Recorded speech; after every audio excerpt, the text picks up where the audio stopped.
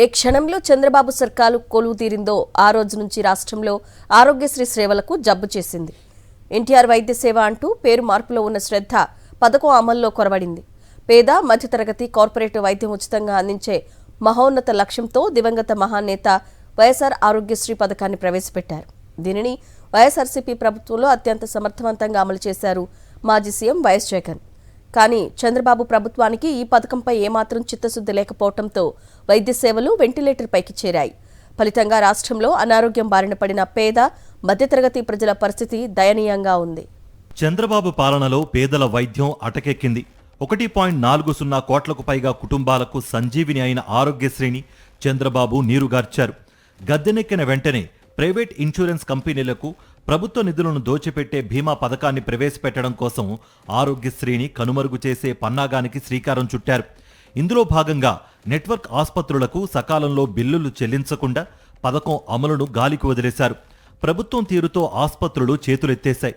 ఆరోగ్యశ్రీ కార్డుతో ఉచిత వైద్యం కోసం వచ్చిన వారిని నిర్దాక్షిణ్యంగా తిప్పి పంపుతున్నాయి. రాష్ట్ర వ్యాప్తంగా 600కు పైగా ప్రైవేట్ ఆసుపత్రులకు ఆరోగ్యశ్రీ అనుమతులున్నాయి. వాటికి 3,000 కోట్లకు పైగా బకాయిలు పేరుకుపోయాయి. వీటిని సాధించేందుకు అక్టోబర్లో వైద్యులు ఆరోగ్యశ్రీ సేవలను నిలిపివేసి పెద్ద ఎత్తున ఉద్యమించారు. ఉద్యోగ భద్రత కోరుతూ ఆసుపత్రుల సిబ్బంది ఆందోళన బాటపట్టారు. ఆ సమయంలో బ్యాంకుల నుంచి అప్పు తెచ్చి బకాయిలన్నీ ఒకేసారి చెల్లిస్తామని బాబు సర్కార్ హామీ ఇచ్చింది. కానీ ఉద్యమం విరమించాక మెలికిపెట్టింది. ఈ క్రమంలో ప్రభుత్వం నుంచి బకాయిలు వచ్చే పరిస్థితి లేదని ప్రైవేట్ ఆసుపత్రులు నిర్ణయానికొచ్చాయి. బిల్లుల విషయంలో ప్రభుత్వం ప్రదర్శిస్తున్న నిర్లక్ష్య వైఖరి ప్రైవేట్ ఆసుపత్రులకు అవకాశంగా మారింది. ఆరోగ్యశ్రీ కార్డు ఉందని చెబుతున్నా పట్టించుకోకుండా డబ్బు కడితేనే వైద్యం అని రోగులకు తేల్చి చెప్పేస్తున్నాయి. ఓపీ ఫీజు, రక్త పరీక్షలు, ఈసీజీ, ఎక్స్రే, సిటీ స్కాన్ వంటి వివిధ డయాగ్నోస్టిక్స్ మందులు రాసి అందినంతా గుంజేస్తున్నాయి. డెలివరీ, కంటి శుక్లాలు వంటి చిన్న చిన్న అనారోగ్య సమస్యలు మొదలు మెదడు, కిడ్నీ, గుండె, క్యాన్సర్ వంటి పెద్ద పెద్ద జబ్బుల బాధితుల వరకు ఏ ఒక్కరిని వదలడం లేదు.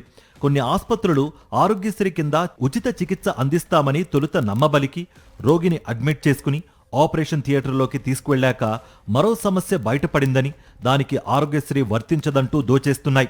వాస్తవానికి ఆరోగ్యశ్రీ లబ్ధిదారులకు నెట్వర్క్ ఆసుపత్రుల్లో ఓపీ దగ్గర నుంచి వైద్య పరీక్షలు, ఇన్పేషెంట్ కింద సర్జరీలు, ఇతర సేవలన్నింటినీ అందించాలి.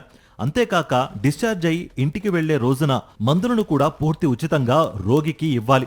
వైఎస్ఆర్సీపీ హయాంలో రోగి కోలుకునేదాకా నెలకు 5,000 రూపాయల వరకు ఆరోగ్య ఆసరా కూడా అందించేవారు.